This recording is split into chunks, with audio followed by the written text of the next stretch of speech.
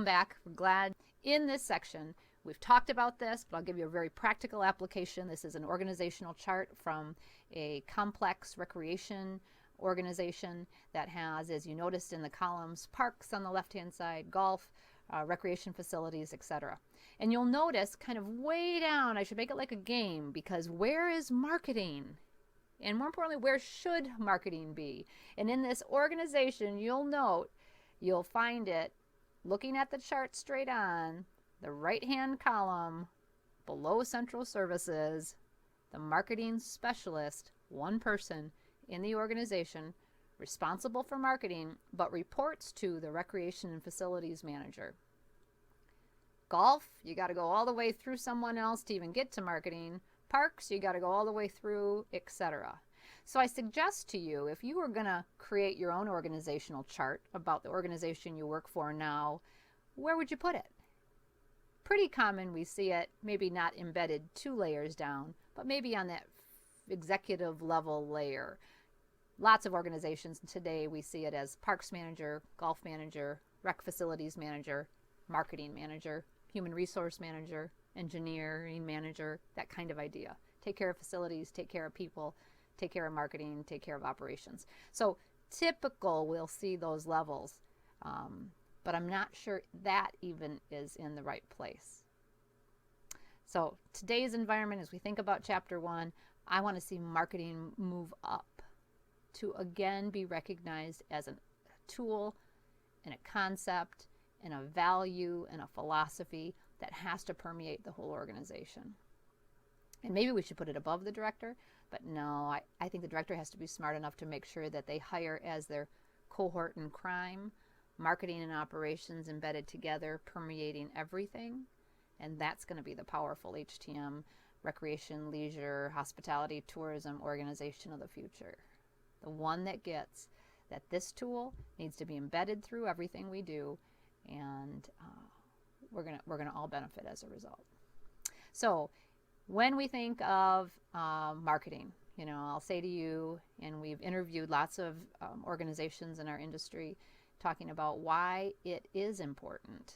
And when we've gone to people and we've asked them why it's important, they said, and why they think it's a great tool is because it gives us focus towards achievable outcomes, measurable outcomes, things we're looking at doing. I want to get 1,000 more senior citizens, that come and visit us. I want to have 10 new donors or sponsors. I want to have employees that have longevity here, and we have, reduce our turnover by 25% this next year. So it gives and helps us be very focused, and our actions relate to that focus. People have said before they do things, but they're not doing the right things either. So it allows us for consistency in messages shared. Because marketing is at the top of the organization, we don't have golf doing something separate than banquet services or catering, or entertainment or anybody else. We're all doing the same thing because we have someone focused and helping us do things that we're consistent, and we're connected better because of it. It improves and focuses on all relationships, and I hope you buy into this one alone. Typically, people think of marketing as only for the external guest. Oh, they're the people who go out and get the customers. Such a narrow view of marketing is really scary to me, because we really should be focusing on all relationships, volunteers, donors, employees. Again, I know I've said it 5 times, but I want you to remember it, and I want you to pull that from this chapter, that it's not about customers or guests alone. It is going to focus on, therefore improve all relationships. It will help integrate the organization, and again, any one of these things is incredibly valuable on its own, but this to me is a direct competitive advantage. The more we work together as a team and do this together, focused in using these tools, the better we're going to be. And then I will debate and argue with the best of them that even though these activities will cost us some money, and the money might be my time, it might be the direct cost for that coupon book, or it might be the trade. We gave away 10 rounds of golf so we could do a commercial on the radio, but it's going to be cost effective. One, because we're holding ourselves to outcomes, focus, a metric, but we're also measuring if it worked, and we're learning from it as a result. And we're going to use 2020 techniques, not just 21st century, but 2020, right? The next big things in marketing. We're going to use those techniques to be really effective with it. So we've asked people why it's important, what are they doing, those who buy into it, but not everybody does it, and we know that. So it'll be interesting for you to learn about this one organization, because we're all going to learn from that too. But I can tell you, for the last 15 years, I've asked people regularly about why or why not. If you do it, why do you do it? And if you don't do it, why aren't you doing it? And really all of the barriers have kind of fallen into 3 categories, and those are fear, first off. Fear that we don't have the skills, we don't know how, so I'm just going to avoid it. And I can relate to that. I hope you can too, that sometimes it's just too much and I don't know what I'm doing or how I'm doing it, so I'm just not going to really do it, and I'll just keep doing these things that I've been doing for years, like the flyer that we post on the grocery store walls, and we'll just keep doing it. We have a fear that we're going to do all this stuff and it's not going to work, and we have a fear that, again, if I do things and I think I'm good at it, but it doesn't work, I have a fear of failure, and I say in marketing, we have to high five failure. So grab someone around you or high five yourself or do something, but we are going to screw up and we are going to make mistakes, but guess what? We're going to learn from it. And I think in marketing of all areas, we have to be ready to really try. Think differently, act differently, be different, but be prepared that it might not always work. And you'll hear some real video stories from people in the field, and you're going to see it always hasn't worked for them too. And I hope you work for organizations, or that you run an organization, or you own an organization one day, that you will reward that, and that the fear of failure keeps us all from great things. And there's a lot of research right now about creativity being stifled because people have fear. So I get fear and I relate to fear, and I think all of us can, but let's figure out a way how to reduce that. Disbelief. Some people the reason they don't do marketing is they don't think it's going to work. I tried that coupon thing before and it didn't work. I always like to say, give me anything that hasn't worked and let's figure out why it hasn't worked. But I have yet to have anybody make me believe or prove to me that not doing these strategic things is going to be better decisions than doing them. So I think, again, it's really disbelief, but it might really be more fear, or we tried it, didn't work, I'm done. So the last area is kind of they feel like they don't have a need. I'm the only one in town. I got as much business as I want. I'm happy the way things are. And in all 3 of these categories, I get scared for them for a variety of reasons, but the no need people really scare me, because if you really are running an organization and you think you don't need to do any of these kinds of things because you've been lucky enough or fortunate to be doing it this way, well, if you're that good and that confident, then you got to believe someone's thinking about doing the same thing. So if you're lucky enough today, you're not going to be lucky enough tomorrow. And I've seen organizations have these challenges where a new competitor comes and they are overwhelmed because they've never thought strategically about it. So all of a sudden they have a competition or competitor come in and they're out of business. 9 out of 10 small businesses fail after 5 years. And why do they fail? Do they fail because it wasn't a great idea? My bias, I don't have the data to support it, but my bias is it's generally not because it's not a good idea.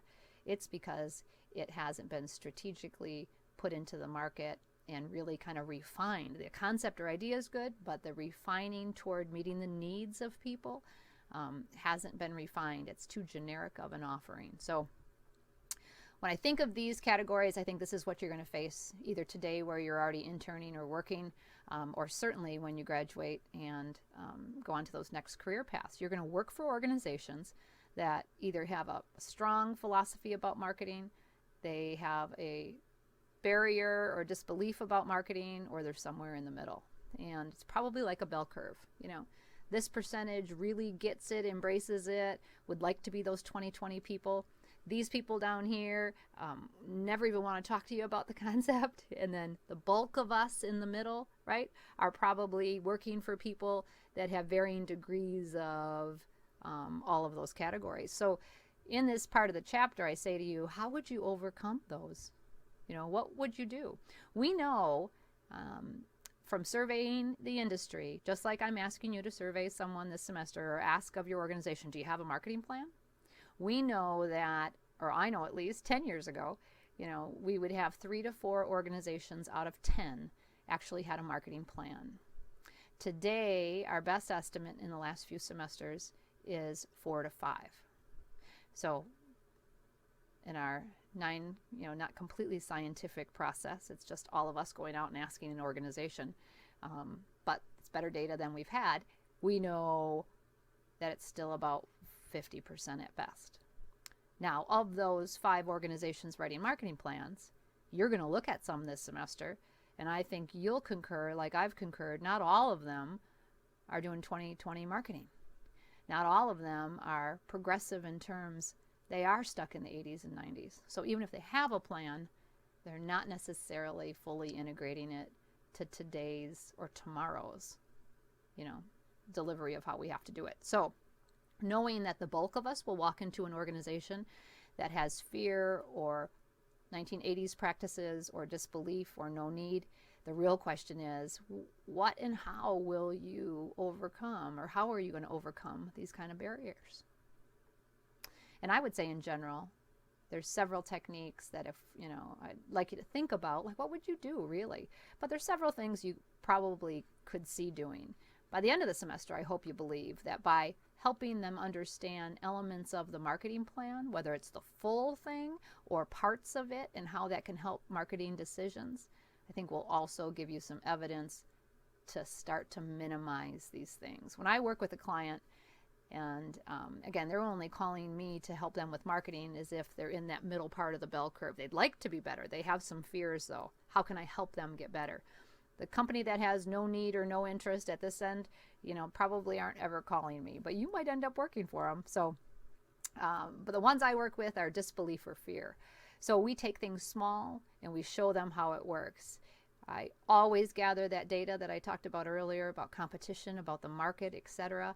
We help build our confidence in our decisions, and it naturally comes out in that. And then again, when we make mistakes, we know why we made the mistake and what happened, and we improve on that every time. So sometimes if you're working for an organization that really has a lot of barriers to what we're going to talk about this semester, I say take it small for them, but give them testimonials and evidence. Show them how by doing this is what happened.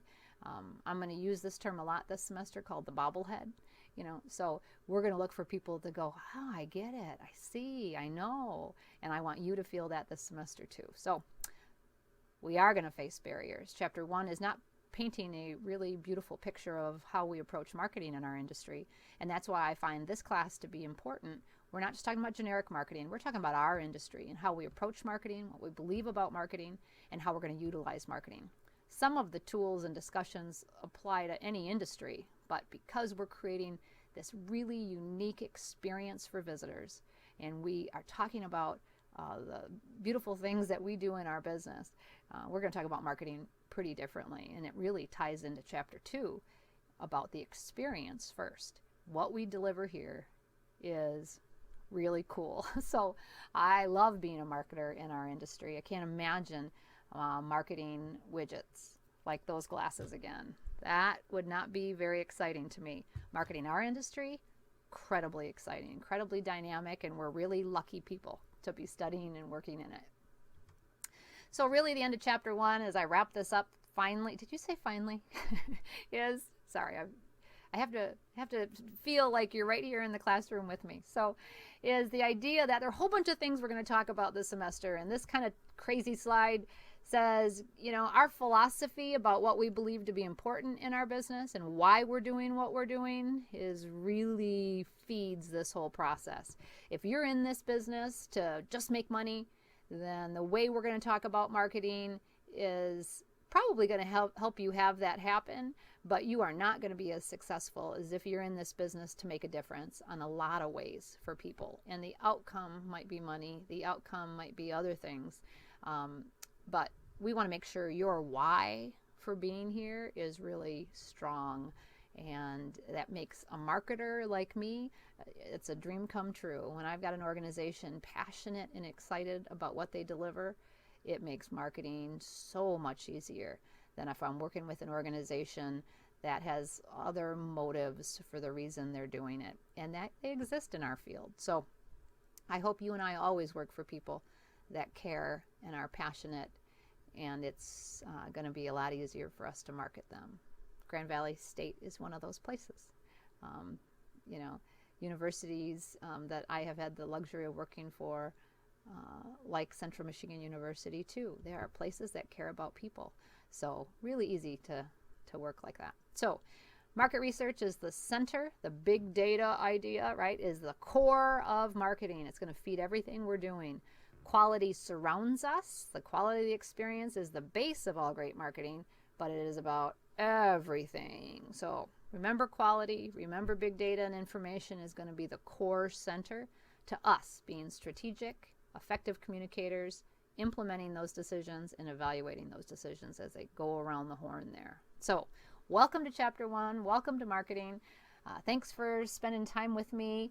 Don't forget secret activity that only if you watch the videos do you know. You need to give me your post on what that's about. So thanks again for your time. I'll look forward to talking next week about Chapter 2, the why, the experience, and again, how fortunate are we that we work in an industry that we get a chance every day to make a difference for people, and again, a marketer's dream. So happy day.